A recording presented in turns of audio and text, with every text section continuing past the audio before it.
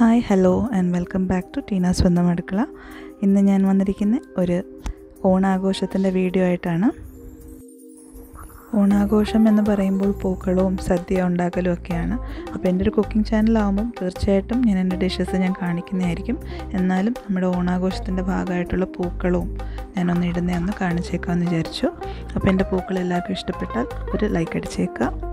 പിന്നെ അടുത്തതായിട്ട് ഞാൻ ഇന്ന് ഈ കിച്ചണിലോട്ട് കയറി അതിൻ്റെ അംഗമായിട്ട് തുടങ്ങാൻ പോവുകയാണ്. അപ്പം ആദ്യം തന്നെ പൂക്കളത്തിൻ്റെ പണിയെന്ന് തീർത്തു. പിന്നെ ഞാൻ ചെയ്യാൻ തുടങ്ങിയത് ആദ്യം തന്നെ ഇഞ്ചിപ്പുളി ഉണ്ടാക്കി വെച്ചു. കാരണം ഇഞ്ചിപ്പുളി എപ്പോഴും നമ്മൾ ഉണ്ടാക്കി വെക്കുകയാണെങ്കിൽ അതിൻ്റെ ടേസ്റ്റ് കൂടും. അതുകൊണ്ട് തലേ ദിവസമൊക്കെ ഉണ്ടാക്കി വെക്കാൻ ശ്രമിക്കുക. ഞാൻ പക്ഷേ അന്ന് തന്നെ ഉണ്ടാക്കിയിരിക്കുന്നത്, രാവിലെ അതാണ് ഉണ്ടാക്കിയ ആദ്യം. അപ്പോൾ ഉച്ചയാകുമ്പോഴത്തേക്കും അതിലേകദേശം അതിൻ്റെ ടേസ്റ്റ് പിടിക്കും. പിന്നെ ഇരിക്കും തോറും അതിൻ്റെ ടേസ്റ്റ് കൂടും. ഇതിൻ്റെ റെസിപ്പി ഞാൻ ഡീറ്റെയിൽഡ് ആയിട്ട് ഞാൻ പിന്നീട് ഇടുന്നതായിരിക്കും. കഴിഞ്ഞ വർഷം ഞാൻ ഡേറ്റ്സ് ഇഞ്ചിപ്പുളി ഇട്ടിട്ടുണ്ടായിരുന്നു. ആരെങ്കിലും അത് കണ്ടിട്ടില്ലെങ്കിൽ തീർച്ചയായിട്ടും അത് കണ്ട് ലൈക്കും കമൻറ്റും ചെയ്യാം. ഓക്കെ, അപ്പോൾ ഇതൊരു ഫാസ്റ്റ് ഫോർവേഡ്, ഞാൻ ഒരു 12 ഡിഷസ് ഉണ്ടാക്കിയിട്ടുണ്ട്. അപ്പോൾ അതെല്ലാം ഞാനിവിടെ ഒന്ന് ഫാസ്റ്റ് ഫോർവേഡ് ചെയ്ത് കാണിക്കുന്നുണ്ട്. കാരണം എല്ലാം കൂടി ഇടുമ്പോൾ ഒത്തിരി ലെങ്തി ആയി പോകും വീഡിയോ. അതുകൊണ്ട് ഞാൻ സെപ്പറേറ്റ് ആയിട്ട് ഇതിൻ്റെ റെസിപ്പീസൊക്കെ അപ്ലോഡ് ചെയ്യും. കഴിഞ്ഞ വർഷം ഓണത്തിന് ഞാൻ ഡേറ്റ്സ് ഇഞ്ചിപ്പുളിയാണ് ഉണ്ടാക്കിയിരുന്നത്. അതും നല്ല ടേസ്റ്റായിരുന്നു. അപ്പോൾ അത് കുറേ പേര് ട്രൈ ചെയ്ത് അതിൻ്റെ ഫീഡ്ബാക്കൊക്കെ തന്നായിരുന്നു. അപ്പോൾ ഈ വർഷം ഞാൻ വെറും ഇഞ്ചിപ്പുളിയാണ് ഉണ്ടാക്കിയിരിക്കുന്നത്. അതേ മെത്തേഡാണ്, പക്ഷേ ഡേറ്റ്സ് അവോയ്ഡ് ചെയ്തേ ഉള്ളൂ. അപ്പം ഇഞ്ചിപ്പുളി ഉണ്ടാക്കിയതിന് ശേഷം നെക്സ്റ്റ് ഞാൻ ചെയ്തത് ബീട്രൂട്ട് പച്ചടിയായിരുന്നു. അപ്പോൾ ബീട്രൂട്ടിന് ഞാൻ ആദ്യം ഒരൊറ്റ ബീട്രൂട്ടിന് ഉള്ള പച്ചടിയാണ് ഞാൻ ചെയ്തേക്കുന്നത്. ഒരു മീഡിയം സൈസ് ബീട്രൂട്ട്. ഈ ഒരു ക്വാണ്ടിറ്റി എന്ന് പറയുന്നത് 10 തൊട്ട് 12 പേർക്ക് സുഖമായിട്ടൊരു സദ്യയ്ക്ക് വിളമ്പാനുള്ള ക്വാണ്ടിറ്റി ഉണ്ട്. ഞാൻ ഇതിൻ്റെ റെസിപ്പി ഞാൻ കഴിഞ്ഞ വർഷം തന്നെ അപ്ലോഡ് ചെയ്തിട്ടുണ്ടായിരുന്നു. അപ്പോൾ ആരെങ്കിലും കണ്ടിട്ടില്ലെങ്കിൽ അത് തീർച്ചയായിട്ടും കാണാം, സപ്പോർട്ട് ചെയ്യാം. ഓക്കെ, അപ്പം ഇതും വേഗം തന്നെ ചെയ്യാം. ബീട്രൂട്ട് വേവുന്ന ഒരു താമസമേ ഉള്ളൂ. അത് കഴിഞ്ഞ് കഴിഞ്ഞാൽ വേഗം തന്നെ ഇത് റെഡിയാക്കിയെടുക്കാം. വളരെ കുറച്ച് ഇൻഗ്രീഡിയൻസും മതി. അപ്പം അതിൻ്റെ ലിങ്ക് ഞാനിവിടെ ഡിസ്ക്രിപ്ഷൻ ബോക്സിൽ കൊടുത്തേക്കാം. ഓക്കെ,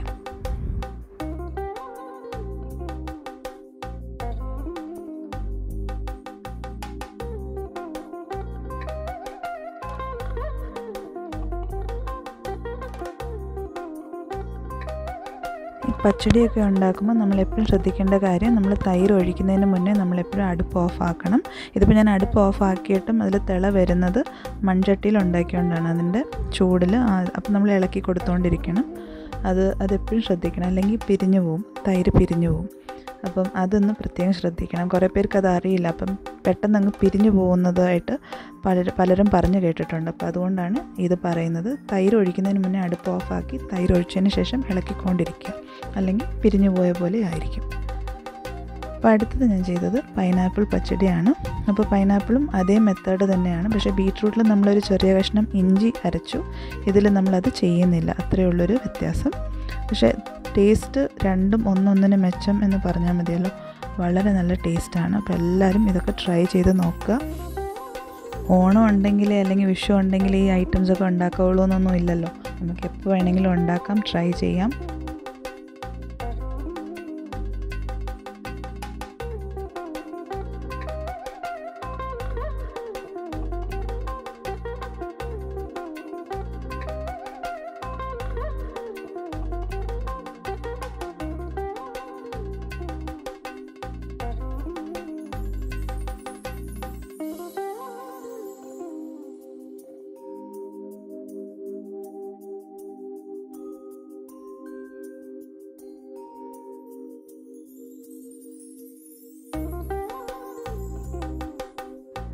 ആരെങ്കിലും എൻ്റെ വീഡിയോ ആദ്യമായിട്ടാണ് കാണുന്നതെങ്കിൽ തീർച്ചയായിട്ടും ലൈക്ക് ചെയ്യുക, കമൻറ്റ് ചെയ്യുക, സബ്സ്ക്രൈബ് ചെയ്യുക, ബെൽ ബട്ടൺ എനേബിൾ ചെയ്യുക. എന്നാലേ ഞാൻ ഇടുന്ന വീഡിയോസിനൊക്കെ നോട്ടിഫിക്കേഷൻ നിങ്ങൾക്ക് വരുള്ളൂ. അപ്പം നിങ്ങളുടെ എല്ലാവരുടെയും സപ്പോർട്ട് ഉണ്ടെങ്കിൽ എനിക്ക് മുന്നോട്ട് പോകാൻ പറ്റുള്ളൂ. അപ്പം thank you for your support. ഇനിയും സപ്പോർട്ട് ചെയ്തുകൊണ്ടിരിക്കുക. നമ്മൾ സദ്യയ്ക്ക് ഏറ്റവും കൂടുതൽ ഉണ്ടാക്കുന്ന ഐറ്റംസിൽ ഏറ്റവും കോമൺ ആയിട്ട് വരുന്ന ഇൻഗ്രീഡിയൻസ് ആണ് തേങ്ങ, കറിവേപ്പില, പച്ചമുളക്, കടുക്, ജീരകം, പിന്നെ വെളിച്ചെണ്ണ. വെളിച്ചെണ്ണയിൽ ഒരു കോംപ്രമൈസ് ഇല്ല. കാരണം വെളിച്ചെണ്ണ യൂസ് ചെയ്താലേ ഈ ഡിഷസിൻ്റെയൊക്കെ ഓത്തൻറ്റിക് ടേസ്റ്റ് നമുക്ക് വരുള്ളൂ. അപ്പം എല്ലാ ഡിഷസിനും ഈ പറഞ്ഞ തേങ്ങയും ജീരകവും ഒക്കെയാണ് മെയിൻ ആയിട്ട് വേണ്ടത്. അപ്പോൾ ഞാൻ കഴിഞ്ഞ വർഷവും കാളൻ ഉണ്ടാക്കിയ റെസിപ്പി ഞാൻ ഷെയർ ചെയ്തിട്ടുണ്ട്. അതിൻ്റെ ലിങ്ക് ഞാൻ ഡിസ്ക്രിപ്ഷനിൽ കൊടുത്തേക്കാം. കാളൻ ഉണ്ടാക്കുമ്പോൾ നമ്മൾ പ്രത്യേകം ശ്രദ്ധിക്കേണ്ട കാര്യം, പഴം ഒരുപാട് പഴുത്തതാവാൻ പാടില്ല, പച്ചയോ ആവാൻ പാടില്ല, പഴുത്തതും ആവാൻ പാടില്ല. ഇടയിലുള്ളൊരു പരുവത്തിലുള്ള പഴം വേണം നമ്മൾ എടുക്കാൻ. അതുമാത്രം ശ്രദ്ധിച്ചാൽ മതി, അപ്പോഴാണ് അതിൻ്റെ ടേസ്റ്റ്. പിന്നെ ചിലർ ഇതിൻ്റെ കൂടെ ചേനയൊക്കെ ആഡ് ചെയ്യും. അപ്പോൾ ചേന വേണമെങ്കിലും ആഡ് ചെയ്യാവുന്നതാണ്.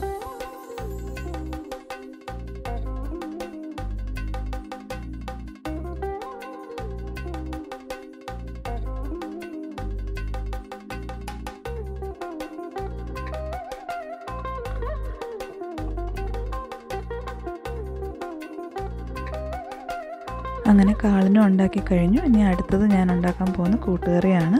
അപ്പോൾ കൂട്ടുകറിയും നമ്മൾ ചെയ്യേണ്ട ഒരു പ്രിപ്പറേഷൻ ടൈം എന്ന് പറയുന്നത് കടല സോക്ക് ചെയ്ത് വെക്കണം. ഓവർനൈറ്റ് സോക്ക് ചെയ്ത് അത്രയും നല്ലത്. അപ്പോൾ കഴിഞ്ഞ വർഷം ഞാൻ ഇതിൻ്റെയും വീഡിയോ അപ്ലോഡ് ചെയ്തിട്ടുണ്ടായിരുന്നു. അതിൽ ഞാൻ വെറും ചേന മാത്രമേ യൂസ് ചെയ്തുള്ളായിരുന്നു. പക്ഷേ ഈ പ്രാവശ്യം ഞാൻ വാഴയ്ക്കായും ചേനയും കൂടെ ആഡ് ചെയ്തിട്ടാണ് കൂട്ടുകറി ഉണ്ടാക്കിയിരിക്കുന്നത്. കഴിഞ്ഞ വർഷം ഉണ്ടാക്കിയ മെത്തേഡിൽ നിന്ന് കുറച്ച് സിമ്പിളായിട്ട് ഞാൻ രണ്ടും ചേനയും കടലയും വാഴയ്ക്ക എല്ലാം കൂടെ ഒരുമിച്ചാണ് ഞാൻ വേവിച്ചേക്കുന്നത്. കഴിഞ്ഞ വർഷം സെപ്പറേറ്റ് ആയിട്ടാണ് വേവിച്ചത്. അത്രയേ ഉള്ളൊരു ഡിഫറൻസ്. അപ്പോൾ ഈ വർഷം കുറച്ചുകൂടെ സിംപ്ലറായിട്ടാണ് ഞാൻ കാണിച്ചിരിക്കുന്നത്. അപ്പോൾ എല്ലാവരും കഴിഞ്ഞ വർഷം ഞാൻ അപ്ലോഡ് ചെയ്ത കൂട്ടുകറിയുടെ റെസിപ്പിയും കൂടെ ഒന്ന് കണ്ടേക്കാം. ഞാൻ ഡിസ്ക്രിപ്ഷനിൽ ലിങ്ക് കൊടുത്തേക്കാം. അപ്പോൾ കൂട്ടുകറിക്ക് നമ്മൾ കൂടുതലും വറുക്കാനാണ് തേങ്ങ കൂടുതൽ എടുക്കുന്നത്. ഒരു എടുക്കുന്ന പോർഷൻ്റെ 3/4 പോർഷൻ നമ്മൾ വറുക്കാനും ഒരു 1/4 ഭാഗം നമ്മൾ അരയ്ക്കാനും എടുക്കും. അപ്പോൾ വറുത്ത് ചേർക്കുന്നതിനാണ് കൂടുതൽ ടേസ്റ്റ് വരുന്നത്. അപ്പോൾ നമ്മൾ അരച്ച് ചേർക്കുന്നത് കുറച്ചേ ചേർക്കുള്ളൂ തേങ്ങ. അങ്ങനെ നമ്മുടെ കൂട്ടുകറി ഇവിടെ ഏകദേശം റെഡിയായി കഴിഞ്ഞു. ഇപ്പോൾ ഫൈനൽ സ്റ്റേജസ് ആണ്. അപ്പോൾ ഇച്ചിരി പൊടികളൊക്കെ ചേർത്തൊന്ന് മിക്സ് ചെയ്യുവാണ്. അതിൻ്റെ ലാസ്റ്റ് പൊടിക്കൈ എല്ലാം ചെയ്ത് അപ്പോൾ നമ്മുടെ കൂട്ടുകറി ഇവിടെ റെഡിയായി കഴിഞ്ഞു. അടുത്ത് ഞാൻ ചെയ്തിരിക്കുന്ന വളരെ എളുപ്പത്തിൽ ചെയ്യാൻ പറ്റുന്ന അവിയലാണ്. അപ്പോൾ അവിയലെന്ന് പറയുമ്പോൾ നമ്മൾ കഷ്ണങ്ങൾ കട്ട് ചെയ്യുന്നത് പ്രത്യേകം ശ്രദ്ധിക്കണം. ഒരേ ലെങ്ത്തിലായിരിക്കണം, പിന്നെ കുറച്ച് കനം കുറഞ്ഞിട്ടായിരിക്കണം നമ്മൾ കട്ട് ചെയ്യുന്നത്. അപ്പോൾ ഞാൻ യൂസ് ചെയ്തിരിക്കുന്ന പച്ചക്കറികളെന്ന് പറഞ്ഞാൽ ക്യാരറ്റ്, ചേന, വാഴയ്ക്ക, മുരിങ്ങയ്ക്ക, ഉരുളക്കിഴങ്ങ്, പിന്നെ തക്കാളി, പിന്നെ ചേമ്പ്, ഇത്രയും ഐറ്റംസാണ് എനിക്ക് കിട്ടിയത്. അപ്പോൾ ഞാൻ അതൊക്കെ ചേർത്ത് ഒരു അവിയലുണ്ടാക്കി. അപ്പം കഴിഞ്ഞ വർഷം ഞാൻ ഇതിൻ്റെ ഒരു വീഡിയോ ഇട്ടിട്ടുണ്ടായിരുന്നു. അതിലും ഇതിലുമായിട്ട് വ്യത്യാസം, ഞാൻ ഇതിൽ ഉള്ളി ചേർത്തിട്ടില്ല, ഉള്ളി അരച്ചിട്ടില്ല എന്നുള്ളതേ ഉള്ളൂ. ബാക്കിയെല്ലാം പ്രിപ്പറേഷൻ സെയിം തന്നെയാണ്.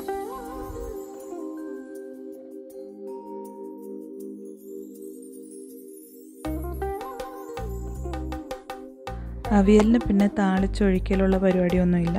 അപ്പോൾ അതുകൊണ്ട് ഡയറക്റ്റ്ലി ഒരിച്ചിരി വെളിച്ചെണ്ണ ലാസ്റ്റിൽ നമ്മളൊന്ന് ഒഴിച്ചു കൊടുക്കുകയാണെങ്കിൽ നല്ലൊരു ഫ്ലേവറായിരിക്കും. പിന്നെ അടുത്തത് ഞാൻ ചെയ്തത് ഓലനാണ്. ഓലൻ വളരെ സിമ്പിളാണ് ചെയ്യാൻ. വലിയ അധികം ഇൻഗ്രീഡിയൻസും വേണ്ട. വളരെ സിമ്പിളായിട്ട് ജസ്റ്റ് ഒരു 5 to 10 മിനിറ്റ്സിനുള്ളിൽ കഴിയുന്ന ഒരു കാര്യമാണ്. അപ്പം ഞാൻ ഇവിടെ രണ്ടും കുമ്പളങ്ങയും നമ്മുടെ പയറും ഒരുമിച്ചാണ് വേവിച്ചിരിക്കുന്നത്. സാധാ വെള്ളം ഒഴിച്ചാണ് വേവിച്ചത്. പിന്നീട് ഞാൻ 1-ാം പാൽ അതിൽ ഒഴിച്ചു. ഓലൻ റെഡി. അപ്പോൾ ഇതിൻ്റെയും റെസിപ്പി ഞാൻ കഴിഞ്ഞ വർഷം അപ്ലോഡ് ചെയ്തിട്ടുണ്ട്. ഞാൻ പിന്നെ ഉണ്ടാക്കിയത് മത്തങ്ങ എരിശ്ശേരിയാണ്. അപ്പോൾ ഓലൻ ഓൾറെഡി ഞാൻ പയർ നനച്ച് വെച്ചിരുന്നു. അപ്പോൾ നമ്മൾ പ്രത്യേകം ശ്രദ്ധിക്കേണ്ട കാര്യം, പയറൊക്കെ നനച്ച് വെക്കുമ്പോൾ നമ്മളൊരു 3 മണിക്കൂർ അല്ലെങ്കിൽ 4 മണിക്കൂറിൽ കൂടുതൽ നമ്മളിത് നനച്ച് വെക്കാൻ പാടില്ല. ഓണത്തിൻ്റെ പ്രിപ്പറേഷൻ ആയതുകൊണ്ടും ഓണത്തിൻ്റെ അന്ന് ചെയ്ത ഡിഷസ് ആയതുകൊണ്ടും എനിക്ക് കുറേ ഷൂട്ടിങ്ങിൽ എനിക്ക് കുറേ ഫോക്കസ് ചെയ്യാൻ പറ്റിയില്ല. അപ്പം ആംഗിളൊക്കെ, അതായത് ക്യാമറ വെച്ച ആംഗിളൊക്കെ കുറച്ച് അങ്ങോട്ടും ഇങ്ങോട്ടൊക്കെ നീങ്ങിപ്പോയിട്ടുണ്ട്. അപ്പോൾ സോറി ഫോർ ദ ഇൻകൺവീനിയൻസ്. പക്ഷേ ഞാൻ പരമാവധി അഡ്ജസ്റ്റ് ചെയ്തെടുത്തിട്ടുണ്ട്.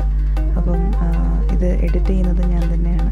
അപ്പം മാക്സിമം നല്ല രീതിയിൽ തന്നെ കാണിക്കാൻ ശ്രമിച്ചിട്ടുണ്ട് ഉണ്ടാക്കുന്ന രീതികളൊക്കെ. അപ്പോൾ എല്ലാവരും വീഡിയോ കണ്ട് ലൈക്ക് ചെയ്ത് സപ്പോർട്ട് ചെയ്യാം.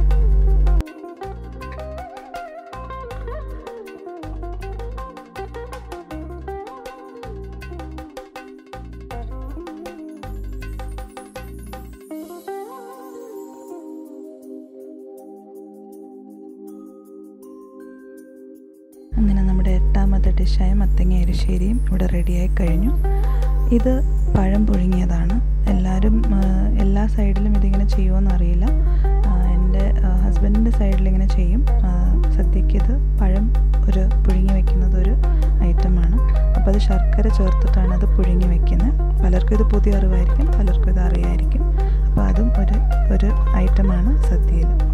അടുത്തത് ഞാൻ ഉണ്ടാക്കിയത് നമ്മൾ സദ്യയിൽ ചോറിൻ്റെ കൂടെ ആദ്യം വിളമ്പുന്ന കറിയാണ് പരിപ്പ് കറി. അപ്പോൾ അത് വളരെ സിമ്പിളാണ്. അതും ഞാൻ കഴിഞ്ഞ വർഷം അപ്ലോഡ് ചെയ്തതാണ്. അപ്പോൾ എല്ലാവരും അത് കണ്ട് സപ്പോർട്ട് ചെയ്യാം.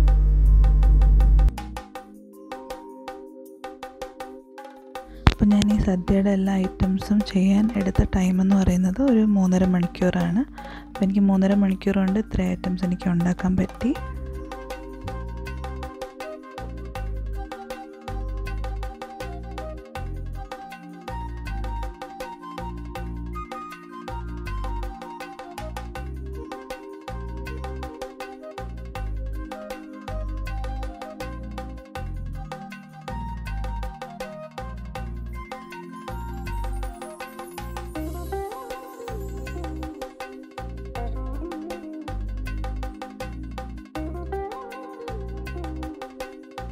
അടുത്തതായിട്ട് ഞാൻ ചെയ്തത് എൻ്റെ ഒരു ഫേവറേറ്റ് ഐറ്റമാണ് സാമ്പാർ. അപ്പം അത് വളരെ ടേസ്റ്റി ആയിട്ടുള്ളൊരു സാമ്പാറാണ്. സദ്യക്കൊക്കെ ഉണ്ടാക്കുന്ന രീതി വേറെയാണ്. അപ്പം ഞാൻ കഴിഞ്ഞ വർഷം ഇതിൻ്റെ ഒരു വീഡിയോ അപ്ലോഡ് ചെയ്തിട്ടുണ്ട്. അപ്പം അതേ മെത്തേഡ് തന്നെയാണ് ഞാൻ ഫോളോ ചെയ്ത്. കഴിഞ്ഞ വർഷം കഷ്ണങ്ങൾ വേവിക്കാൻ ഞാൻ കുക്കർ യൂസ് ചെയ്തില്ല. ഈ വർഷം കുക്കറിൽ തന്നെയാണ് കഷ്ണങ്ങളും വേവിച്ചിരിക്കുന്നത്. അത്രയേ ഉള്ളൊരു വ്യത്യാസം.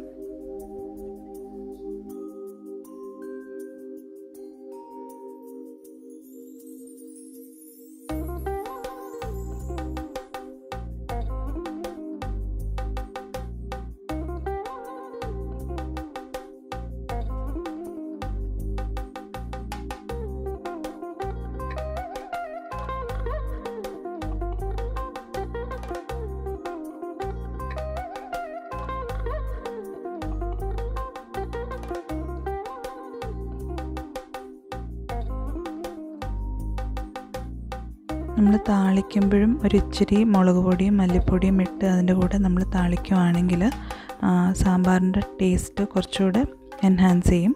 അപ്പോൾ നമ്മൾ കഷ്ണങ്ങൾ വേവിക്കുമ്പോഴും കുറച്ച് മല്ലിപ്പൊടിയും മുളക് പൊടി ചേർത്തിട്ട് ബാക്കി കുറച്ച് താളിക്കുമ്പോൾ ഈ എണ്ണയിലിട്ടൊന്ന് ജസ്റ്റ് മൂപ്പിച്ചിട്ട് ഇടുകയാണെങ്കിൽ നല്ലൊരു ഫ്ലേവർ ആയിരിക്കും.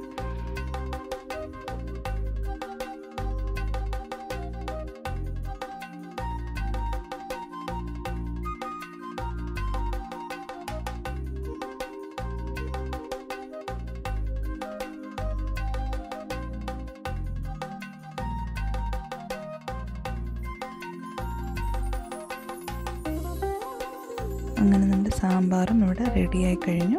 അപ്പോൾ നമ്മളിനി അടുത്തത് പായസമാണ് ഉണ്ടാക്കാൻ പോകുന്നത്. അപ്പം ഞാൻ 2 തരം പായസം ഉണ്ടാക്കി. പക്ഷേ ഞാൻ ഒരു പായസം ഇവിടെ കാണിക്കുന്നുള്ളൂ. കാരണം മറ്റേതിന് ഷൂട്ട് ചെയ്തതുമില്ല, ടൈമും കിട്ടിയില്ല.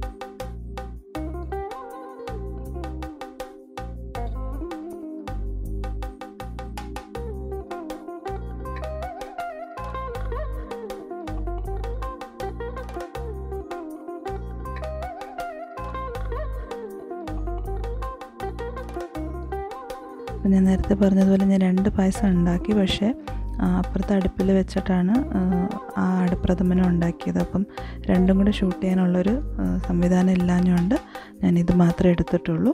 അപ്പോൾ നെക്സ്റ്റ് ടൈം ഞാനത് ഉണ്ടാക്കുമ്പോൾ തീർച്ചയായിട്ടും ഞാൻ കാണിക്കാം.